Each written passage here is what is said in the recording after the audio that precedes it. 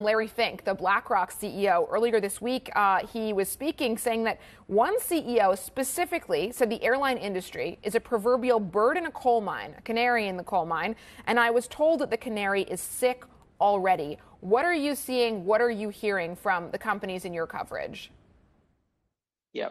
So I think that quote is appropriate. That it's a bit of a canary in the coal mine. People want to go on holiday, but they only do so when they feel like they can afford it. We saw weakness in the US airline industry back in March with a number of profit warnings. So far, nothing across the airlines in our coverage in Europe, though we did see Virgin Atlantic talk about some weakening of demand in the press just the other week.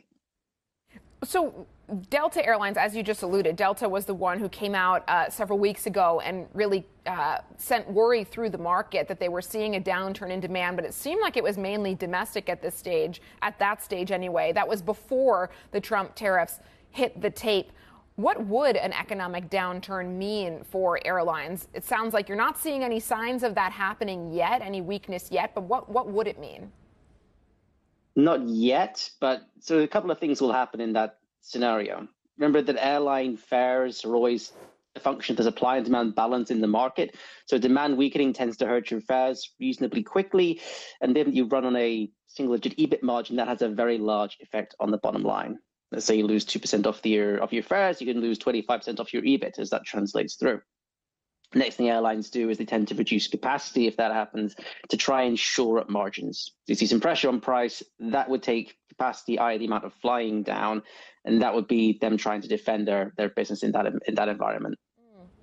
And what about the reaction from business versus leisure travelers? Talk about the sequencing that typically happens in an economic downturn, and whether history is a good indicator of what might happen this time around, given the drivers that are in place right now.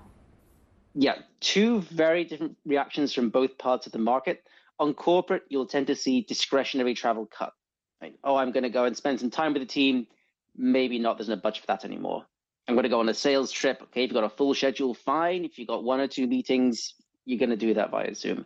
Leisure, a little bit different. I think in leisure, what you'll tend to see is maybe a bit of down trading. People won't necessarily sacrifice their holiday, but maybe, let's say here in Europe, you're going to go to Spain rather than Thailand to spend a week on the beach.